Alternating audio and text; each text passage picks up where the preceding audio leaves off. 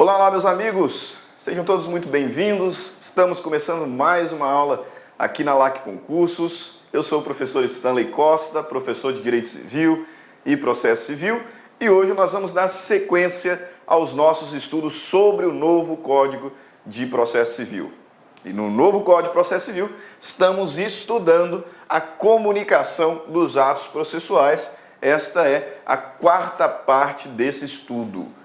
Até então nós já apresentamos qual é a razão, qual é a justificativa dos meios de comunicação dos atos processuais, identificamos as diversas espécies de comunicação que estão previstas na nossa lei, classificando-as em dois grandes grupos. O grupo da comunicação entre juízo e partes, terceiros e auxiliares da justiça, onde se encontram citação, intimação, e o grupo da comunicação entre juízos, entre juízo nacional, internacional, entre juízos nacionais, entre juízo de instância superior com instância inferior e entre juízo arbitral e juízo estatal, onde se encontram as cartas.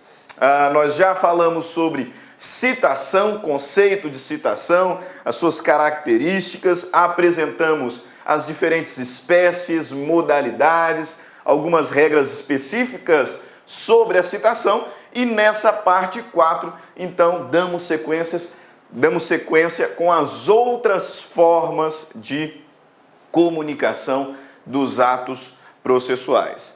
Nós vamos primeiro falar sobre a intimação. Na ordem do CPC, até as cartas são regulamentadas anteriormente. Mas, como nós acabamos de falar sobre citação, que é uma forma de comunicação entre juízo e parte, então damos sequência com a segunda forma de comunicação entre juízo, parte, terceiros e auxiliares, que é a intimação, até porque um dos mais importantes trabalhos nesse momento é identificar as diferenças entre citação e intimação. Quando falávamos sobre citação, nós identificamos que citação é uma forma de comunicação por meio da qual o juízo informa o réu executado ou interessado acerca da existência de uma demanda e o convoca a integrar a relação processual. Perfeito. Isso, citação. Então, a citação ela tem principalmente dois objetivos: informar acerca da existência de uma demanda e convocar o sujeito do polo passivo, réu, executado, interessado, a fazer parte da relação processual. Qual a grande diferença entre citação e intimação, já que as duas são formas de comunicação entre juízo e partes, terceiro interessado e auxiliares? Quais as diferenças? Vamos lá, falar sobre intimação. Primeiro, identificando qual é o fundamento, para que serve uma intimação. À luz do artigo 269 do novo Código de Processo Civil, intimação é o ato pelo qual se dá ciência a alguém de atos ou dos atos e termos de um processo.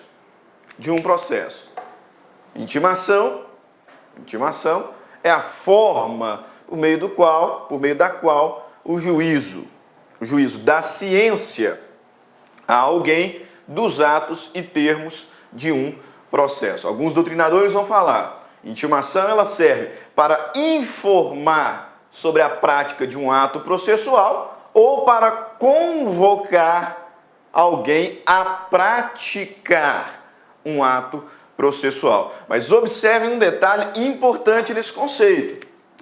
Aqui o legislador vai nos dizer que a intimação é um ato processual por meio do qual se dá ciência a alguém dos atos e termos do processo. forma de comunicação por meio do qual o juízo cientifica alguém da prática de um ato processual ou convoca alguém para a prática de um ato processual. Percebeu já a primeira diferença entre citação e intimação? Quando falávamos sobre citação, especificamente falávamos que a citação era a forma de comunicação dirigida ao réu executado. Meus amigos, minhas amigas, sou o professor Luiz Antônio Carvalho, com muito prazer, muita satisfação. Estou aqui para fazer um convite para vocês que estão assistindo a nossa playlist no YouTube, a nossa playlist focada no TRF4 aí, 2019, de tal publicado, de tal na praça. Nós aqui da La Concurso, nós temos um curso aí super competitivo para o cargo de técnico judiciário área administrativa, que custa apenas 10 parcelas de R$20. Professor, o curso é bom? Cara, você está assistindo essa aula, você viu aí a qualidade do nosso professor, professores aí bastante experiências com uma didática maravilhosa. 10 parcelas de R$20, 75 dias de acesso, e você vai assistir o nosso curso completaço na nossa plataforma, e você terá também o nosso Personal Coach, né? Personal Coach é a nossa metodologia, a nossa ferramenta de estudo, de ensino, onde o aluno todos os dias tem uma meta de estudos. Se ele cumprir a sua meta de estudos, pode ter certeza que lá no dia da prova ele ficará muito competitivo. Tá certo, meus amigos? Espero vocês. Quer se matricular? Tem um link aqui embaixo, pode clicar e pode conversar com os nossos atendentes. Um forte abraço, tchau, tchau, espero vocês. Clique lá. Ou interessado. Ou seja, a destinação de uma citação é alguém que se encontra no polo passivo da relação processual. A citação, ela se destina ao réu no processo de conhecimento, jurisdição contenciosa. A citação, ela se destina ao executado, que é o sujeito do polo passivo numa ação de execução. A citação, ela se destina ao interessado num procedimento de jurisdição voluntária. Então, claramente, o destinatário da citação é mais restrito. É mais restrito. A citação, ela serve para informar o sujeito do polo passivo sobre a existência de uma demanda e convocá-lo a fazer parte da relação processual. Então, o autor não será citado. Um auxiliar da justiça não será citado. Porque a citação, ela se destina exclusivamente ao sujeito do polo passivo da relação obrigacional, a depender do processo ou procedimento, no caso concreto. Réu, processo de conhecimento, executado, processo de execução, e interessado, procedimento de jurisdição voluntária. Agora, a intimação, veja, a intimação, ela se destina a alguém. Então, uma expressão muito mais ampla. A intimação, ela serve para réu, ela serve para autor, ela serve para interessado, ela serve para terceiro, ela serve para algum auxiliar da justiça, como é o caso do perito. Então, o destinatário da citação, muito mais amplo, muito mais amplo. Por isso eu destaco aqui em vermelho, né? A citação é dirigida ao réu, executado ou interessado, enquanto que a intimação pode ser dirigida a qualquer das partes, seus advogados, auxiliares da justiça ou terceiros. Você se lembra da última aula, quando falávamos sobre citação por hora certa? Aquela citação que acontece quando o oficial, por 2 vezes, procura o réu para citá-lo e, suspeitando da sua ocultação, olha o detalhe, intima alguém da sua família ou algum vizinho, informando que no dia útil subsequente, na hora determinada, ele retornará para fazer a citação do réu. Olha só que texto interessante. O oficial vai lá para citar o réu e, não o encontrando por 2 vezes, suspeitando da sua ocultação, intima alguém da sua família ou um vizinho. Por que intima e não cita? Porque a citação ela é exclusiva para o sujeito que é ou que se encontra no polo passivo da relação processual. Então, ele vai lá para citar o réu. Não encontrou, já fez isso 2 vezes.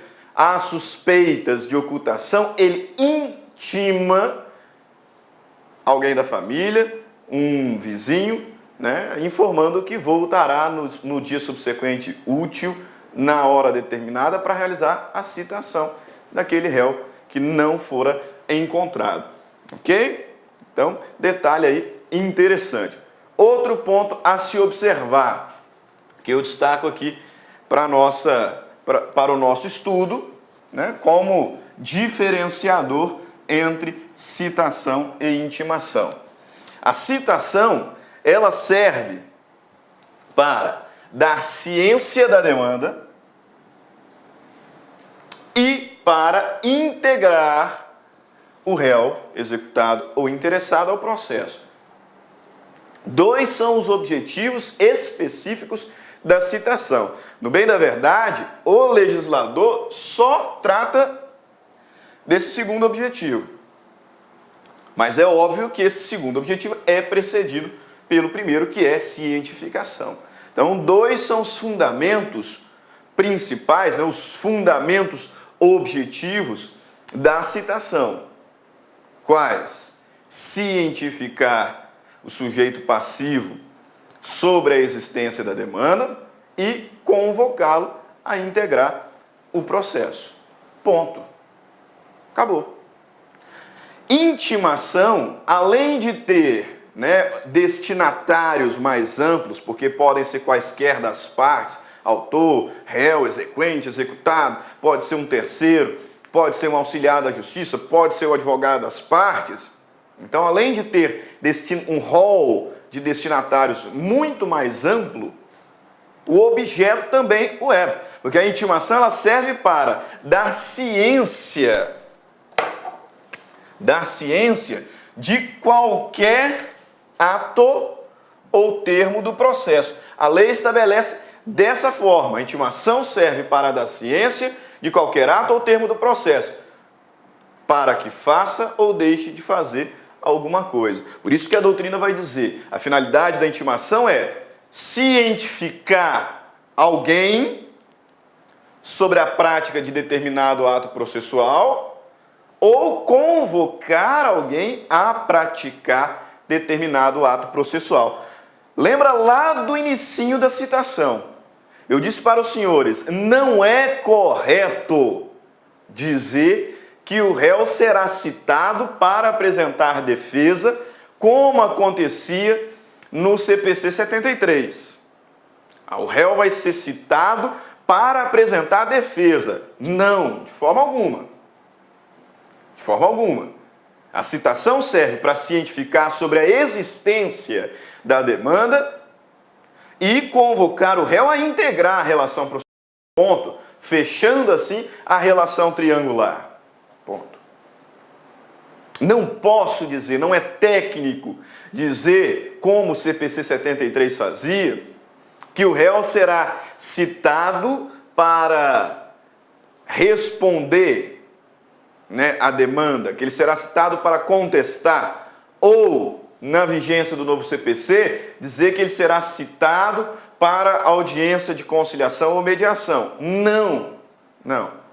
O réu ele é citado para tomar conhecimento da existência da demanda, para integrar o processo e no mesmo ato, por isso que alguns acabam confundindo, no mesmo ato, ele é intimado para a audiência de conciliação ou mediação, ou nos casos em que não couber esta audiência, intimado para responder, intimado para contestar. Vejam, intimado.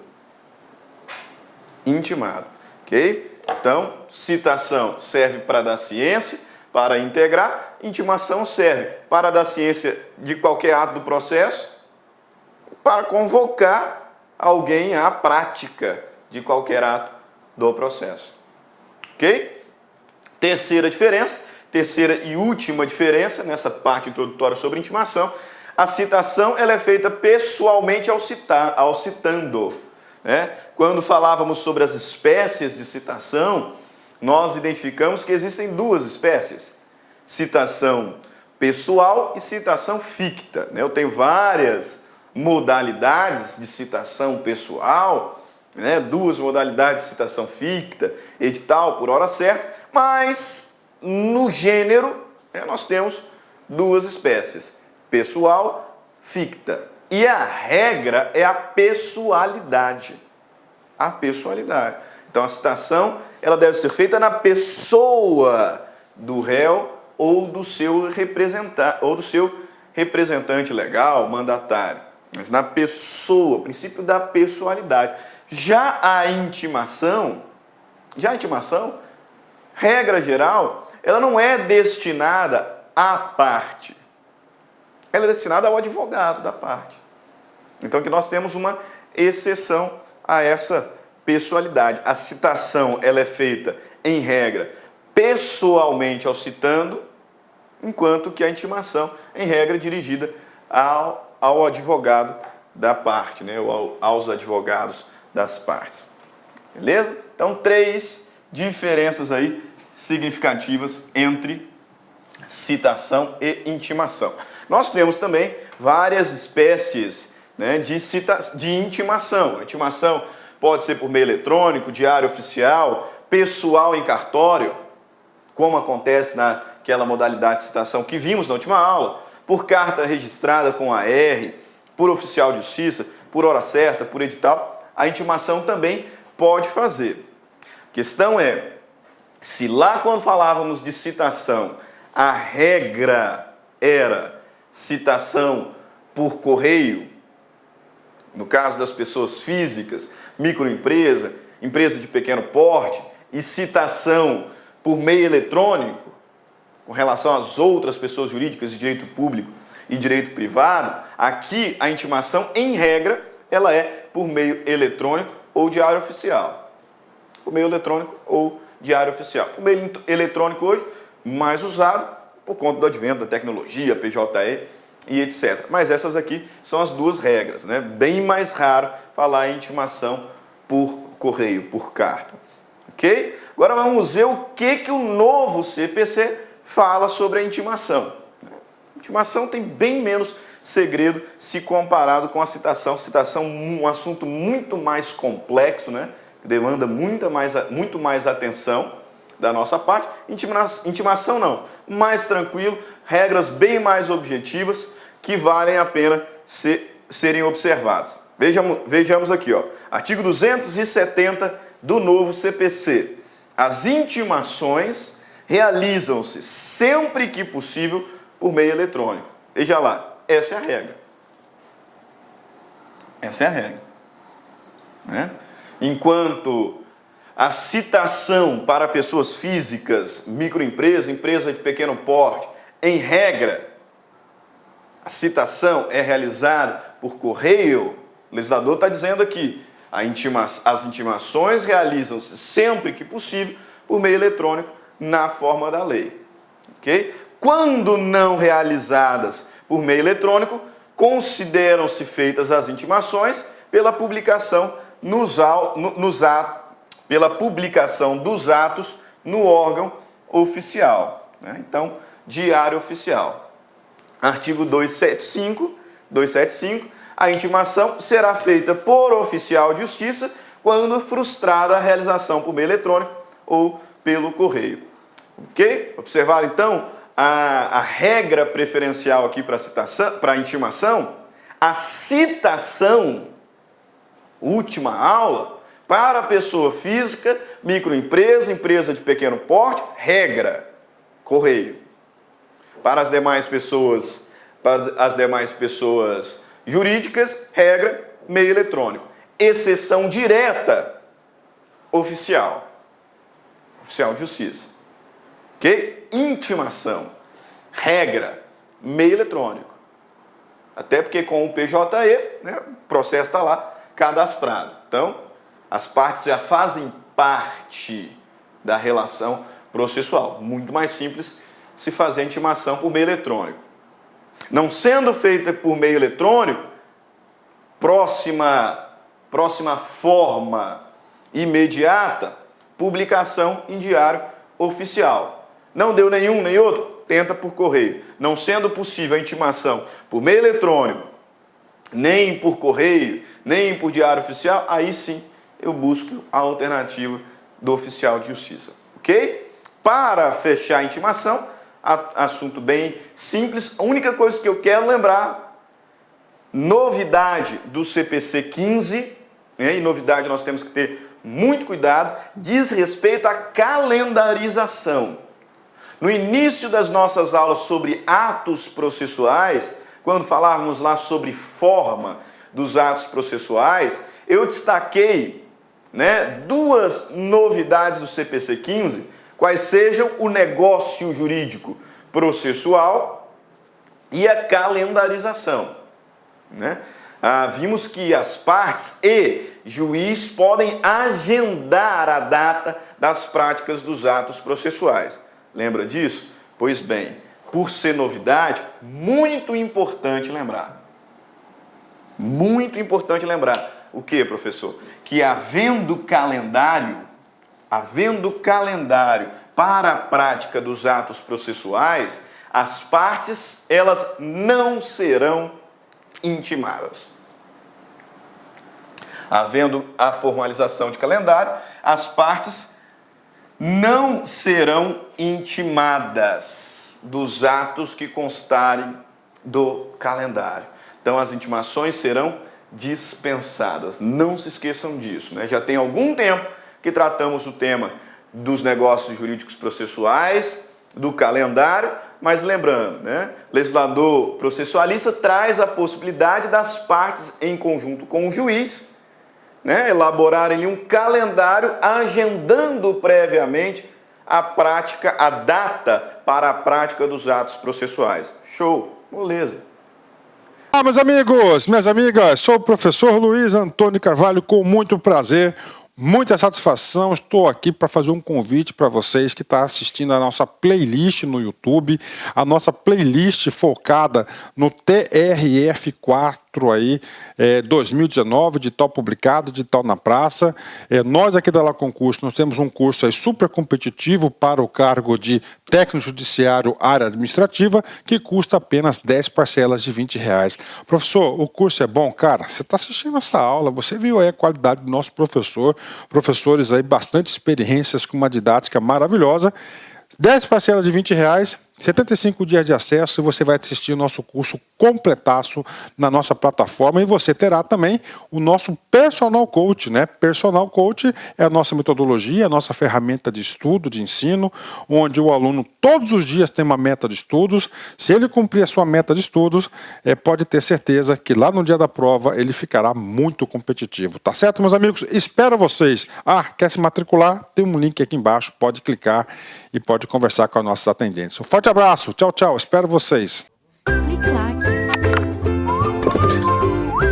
Havendo calendário, as partes não serão intimadas desses atos processuais, porque presume-se que elas já sabem.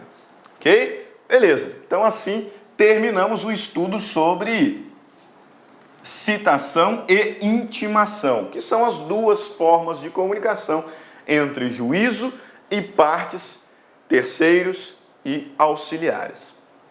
Agora passamos a falar sobre a comunicação entre juízos. Ok? Divida aí a sua mente, organize o seu estudo. Até então, estávamos falando sobre formas de comunicação entre juízo e partes, terceiros interessados e auxiliares da justiça, onde temos citação, que é destinada especificamente para o sujeito passivo da relação processual, e a intimação, que serve para todos os sujeitos da relação processual, terceiro e auxiliares da justiça, com finalidades distintas. Agora, passamos a tratar as formas de comunicação entre juízos. Entre juízos. E por que existem essas formas de comunicação entre juízos? Porque a atuação de cada juízo possui limites. E o juízo determinado não pode, em regra, atuar fora do seu limite estabelecido na lei. Por isso que antes de trabalharmos especificamente cada espécie de carta, as cartas são as formas de comunicação entre juízos, mas antes de estudarmos cada espécie de carta, cumpre-nos aqui falar um pouquinho sobre o princípio da aderência. Você se recorda o que é princípio da aderência? Nós tratamos acerca do princípio da aderência quando estudamos jurisdição. Jurisdição, conceito de jurisdição, características da jurisdição, princípios da jurisdição. E aí falamos sobre o princípio da aderência. O que estabelece esse princípio da aderência, que é fundamental para o estudo da jurisdição? Primeiro, você se lembra o que é jurisdição? Jurisdição é o poder-dever que o Estado tem para pacificar conflitos por meio da imposição da lei. Isso, jurisdição.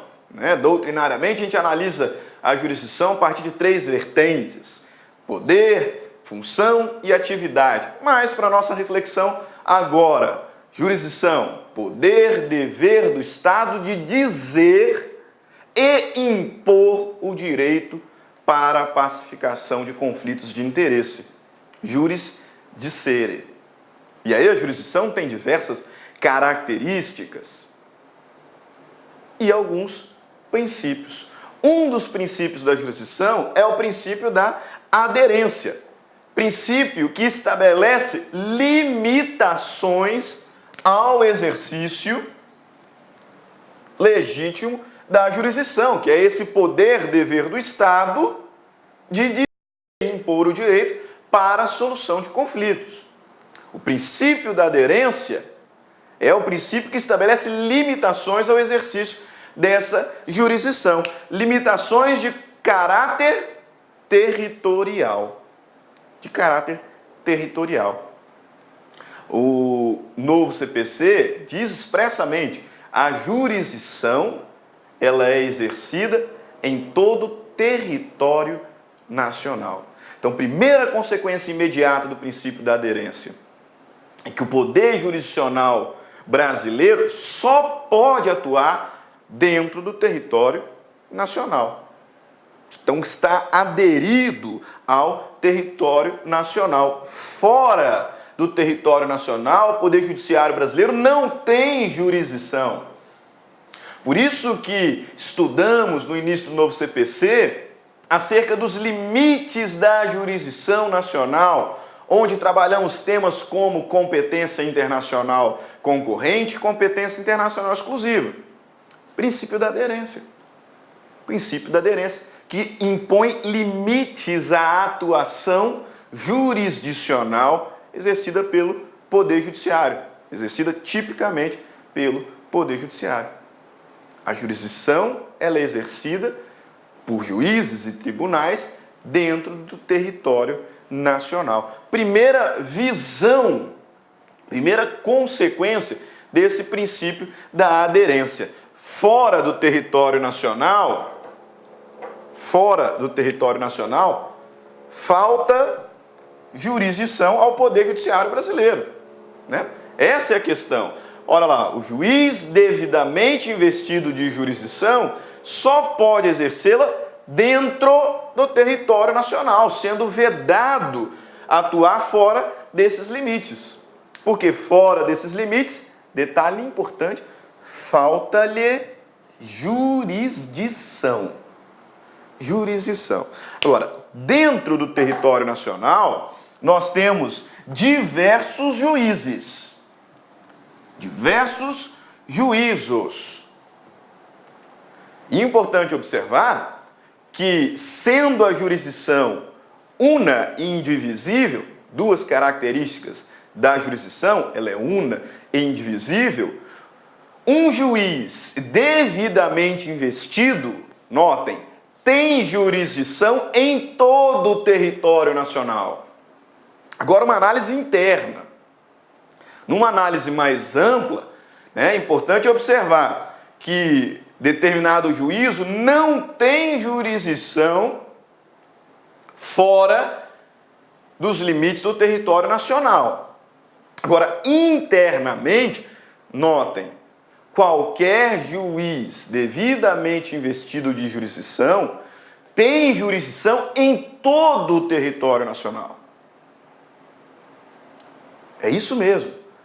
Qualquer juiz devidamente investido tem jurisdição em todo o território nacional. Agora, talvez você esteja se perguntando, professor, mas e aquelas regras de competência? Aí que está o detalhe. Qualquer juiz devidamente investido tem jurisdição em todo o território nacional, porque a jurisdição ela é una e indivisível.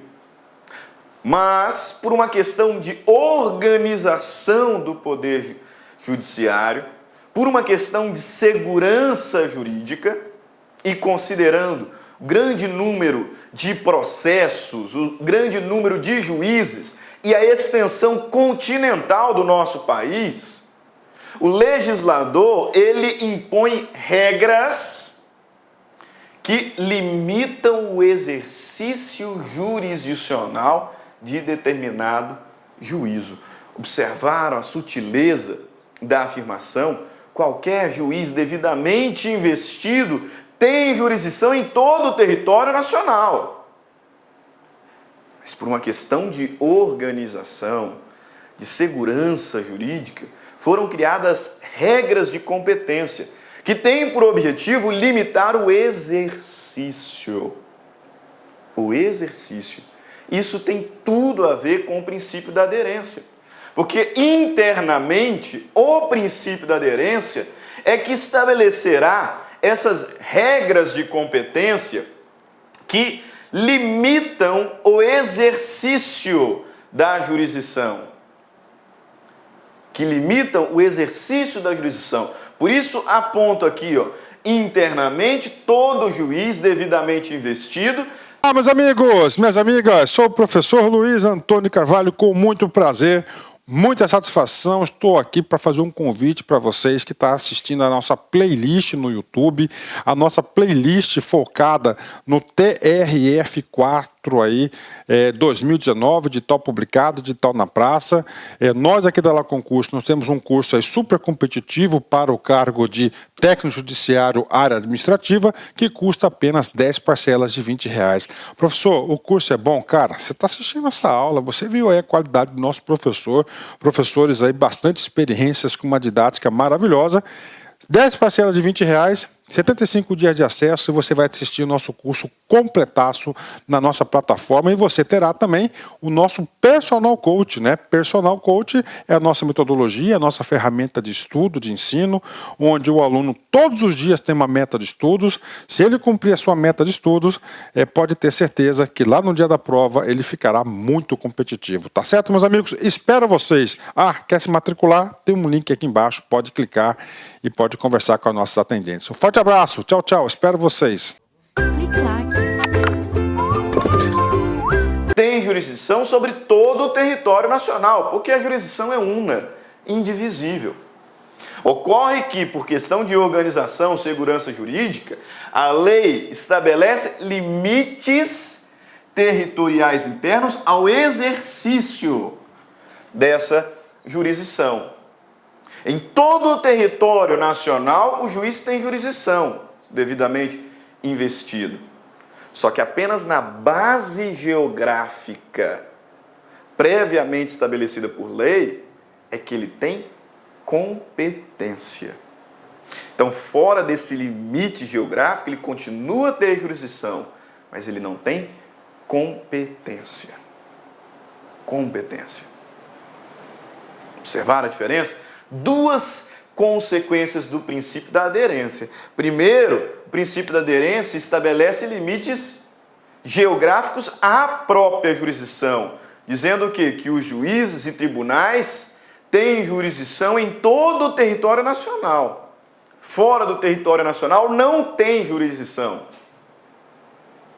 Agora, dentro do território nacional, embora todo juiz tenha jurisdição em todo o território nacional, dentro, internamente, existem regras que limitam o exercício. De modo que o juiz terá jurisdição, mas fora da sua base geográfica previamente estabelecida, ele não terá competência. Competência. E aí vale dizer que competência territorial, né?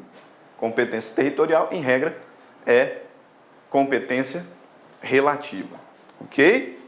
Beleza. Por que nós falamos de tudo isso aqui se o foco desse estudo são as formas de comunicação? Pelo seguinte, porque existindo regras que estabelecem limite à jurisdição e estabelecem limites à competência, se um juízo precisa praticar um ato fora desses limites, ele pessoalmente não pode fazê-lo, em regra. Então, para realizar esses atos, ele precisará da colaboração de um outro órgão jurisdicional que tenha jurisdição e competência no local em que o ato processual deve ser realizado. Agora, para alcançar essa colaboração, precisa de comunicação.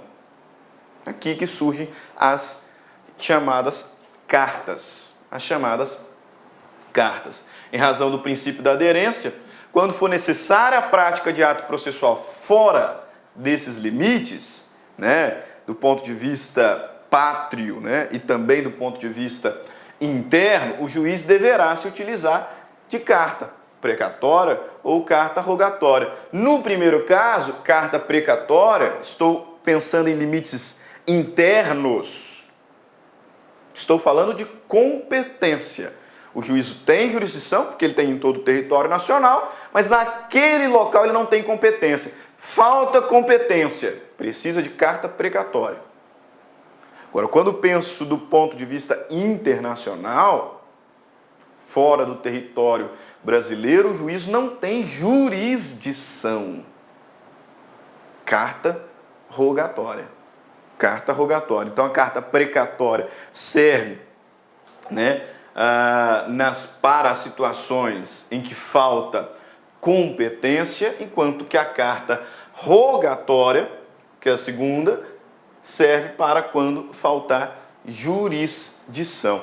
Vale dizer, antes de analisarmos cada uma das espécies, que existem algumas exceções ao princípio da aderência, tá? Do ponto de vista interno. Nós vimos que do ponto de vista interno, o princípio da aderência estabelece regras de competência, que limitam o exercício da jurisdição de determinado juízo.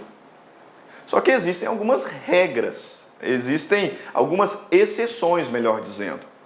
A regra é de que o juiz não pode atuar fora do limite de sua competência. Para isso, ele precisa de carta precatória. A colaboração do juízo que, em verdade, é competente. Agora, essa regra é absoluta? Não, existem algumas exceções. O legislador expressamente indica-nos ao menos duas exceções. Primeiro, citação pelo correio. A citação pelo correio, né, o juízo pode determinar para qualquer lugar do Brasil. Para qualquer lugar do Brasil. Né? Está em Cuiabá, precisa citar alguém lá em Curitiba. Eu não posso fazer um ato processual em Curitiba porque extrapolou os limites da minha competência, juiz da primeira vara civil de Cuiabá. Se a citação é por correio, não tem problema nenhum. Exceção ao princípio da aderência. E uma outra exceção, né, diz respeito à citação, intimação, notificação, penhora outros atos executivos em geral, realizados por oficial, então pessoalmente por oficial, em comarcas, seções contíguas, de fácil comunicação ou mesma região metropolitana. Vamos ver aqui como é que o legislador preveu essas exceções ao princípio da aderência. Observe, artigo 247. A citação será feita pelo correio para qualquer comarca do país.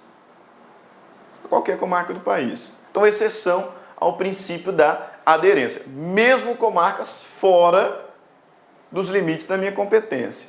A citação pode ser feita por correio.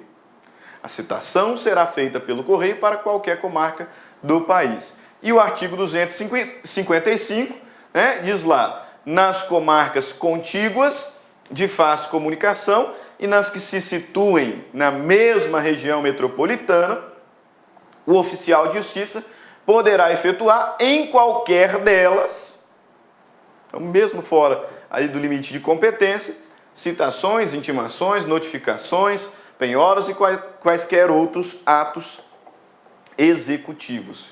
Então, primeiro caso, estou pensando na citação e aqui em atos realizados pelo oficial de justiça. Citação, intimação, notificação, penhora e outros atos executivos podem ser realizados pessoalmente pelo oficial de justiça, nas comarcas contíguas de fácil comunicação que se situem na mesma região metropolitana. Duas exceções ao princípio da aderência. Agora, não sendo esses os casos, se um juízo quer a realização de um ato fora dos seus limites de jurisdição, pensando internacionalmente, ou de competência, pensando internamente, terá que se valer das cartas. Internacionalmente, carta rogatória, falta de jurisdição.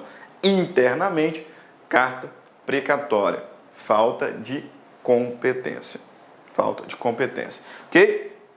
Outro texto do novo CPC, que faço questão de destacar para os senhores, artigo 236. Notem. Os atos processuais serão cumpridos por ordem judicial. Parágrafo 1º, que é o que nos interessa. Será expedida carta para a prática de atos fora dos limites territoriais do tribunal, da comarca, da seção ou da subseção judiciárias, ressalvadas as hipóteses previstas em lei, ressalvadas as exceções, como as que nós acabamos de observar. Então, será expedida carta para a prática de atos fora dos limites territoriais do tribunal. Limites que faça desse tribunal, desse juízo incompetente ou até mesmo sem jurisdição, quando pensa em limites do território nacional. Beleza? Ainda faço questão de ressaltar, concluindo esse primeiro bloco, sobre cartas, uma lição do Daniel Assunção, um dos doutrinadores que mais gosto, dessa nova safra de doutrinadores brasileiros, processualista, ótimo doutrinador, tem um código comentado brilhante, também um curso igualmente brilhante, por isso que eu faço aqui o destaque, o meu código de 2017, página 377, você encontrará essa lição aqui preciosa do professor Daniel Amorim Assunção Neves, onde ele diz: as cartas são a forma processual de um juízo pedir auxílio a outro juízo para a prática de um ato processual para o qual o juízo em que tramita o processo não tem competência para praticá-lo. Então, as cartas são a forma processual de um juízo pedir auxílio para outro juízo na prática de um ato processual para o qual o juízo em que o processo está em trâmite não tem competência. Não tem competência. Beleza? Ok, show de bola. Então, encerramos aqui esse primeiro bloco e já voltamos falando especificamente de cada uma das espécies de carta. Falaremos sobre carta de ordem, carta precatória, carta rogatória e carta arbitral no próximo bloco. Grande abraço, fiquem todos com Deus e até já. Tchau, tchau. Meus amigos, minhas amigas, sou o professor Luiz Antônio Carvalho, com muito prazer, muita satisfação. Estou aqui para fazer um convite para vocês que estão assistindo a nossa playlist no YouTube, a nossa playlist focada no TRF4 aí, 2019, de tal publicado, de tal na praça. Nós aqui da La Concurso, nós temos um curso aí super competitivo para o cargo de técnico judiciário área administrativa, que custa apenas 10 parcelas de R$20. Professor, o curso é bom? Cara, você está assistindo essa aula, você viu aí a qualidade do nosso professor, professores aí bastante experiências com uma didática maravilhosa.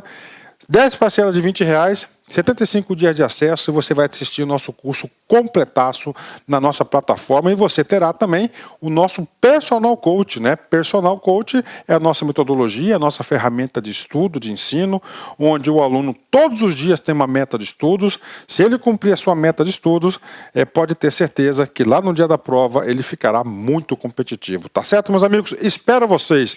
Quer se matricular? Tem um link aqui embaixo, pode clicar e pode conversar com as nossas atendentes. Um forte abraço, tchau, tchau, espero vocês. Clique lá.